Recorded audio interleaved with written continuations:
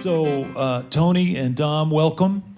So I understand there was a jam session in Austin where you guys met, like a regular bluegrass jam, and lots of people showed up, all levels, or was it just kind of more of a pro jam, or what was the feeling of it?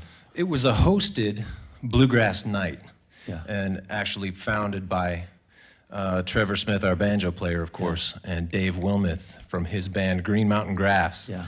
And those, so Trevor and Dave and many of the local guys who were involved with one form of bluegrass or another, whether progressive or more traditional. And knowing Austin, I bet it was a mix of not just traditional bluegrass, but also some wacky stuff. Yes. Yeah. I'm not. Do we have another microphone problem here? It looks like we do. Oh, potentially. Yeah. I think I gotta. All right. Okay. We'll let it be. How did you two spot each other? We met through a friend, actually. A guy by the name of Griffin Briard introduced us. Dom had been sitting in with some friends, and he brought him around. But before that, I had met Dom at a place in Austin called Flipnotics. He was there playing with a girl by the name of Christy Hayes, who is still in Austin. And I met him that night and jammed with him. I played mandolin some with him. And I was so excited to meet Dom and meet a bass player that I wanted to play with. And I gave him my number, and he never called me. Oh. Yeah. Well, we need to say.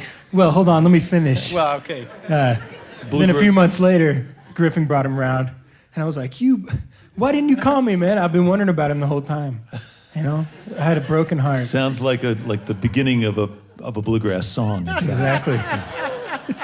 Well, he showed now Flipnotics is where this bluegrass night was. Yeah. And so this was before that. Yeah. But Tony showed up in hospital scrubs Oh yeah. bearing a mandolin. Oh wow. And I was Day job. yes. Revealing his day job. I remember that. Yeah. Yeah.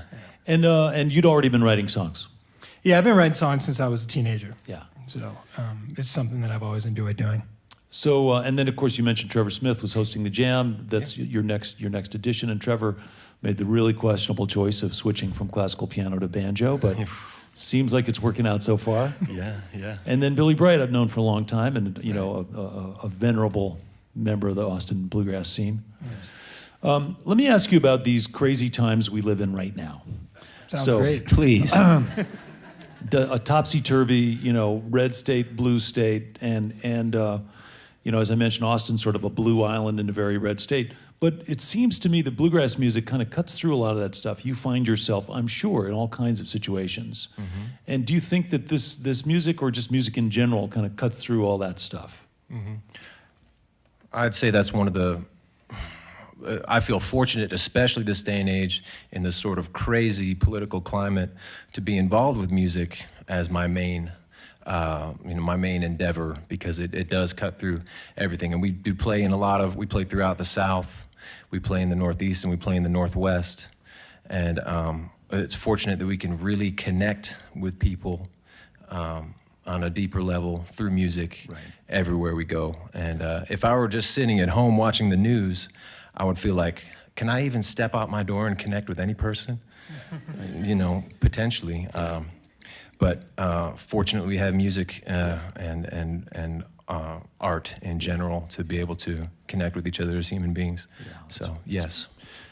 Especially in the bluegrass scene, there's a lot of mixing and matching of different views and different ways of life, and it reflects everybody. And it just depends on where you are in the country and what kind of festival it is or what town it is. But whenever you're there, that's not what we talk about. We talk about music. Right. Do you have a sense that when you travel somewhere and you're a bluegrass band, but you're from Austin, that people, because of the Austin Lounge Lizards or the Bad Livers or bands that came before you, they're expecting you to be kind of off the wall, and they find you to be sort of actually pretty, you know, you fit in to the bluegrass world.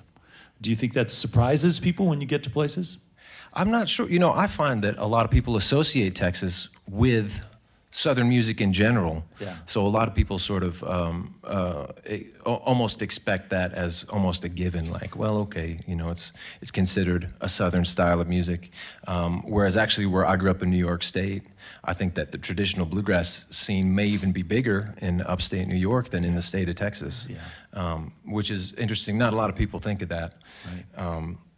And so in that sense, it's given us a way to sort of stand out in the Austin scene and around the Texas music scene as someone who's a band that's more rooted in the traditional sense of bluegrass. There's a lot of New Yorkers who moved to Austin and helped create the Texas music scene, including Jerry Jeff Walker and Yes. Terry Lacona, who with Austin City Limits, and Dan Del Santo and many others. But well, listen, I know we've got a lot more music to get to.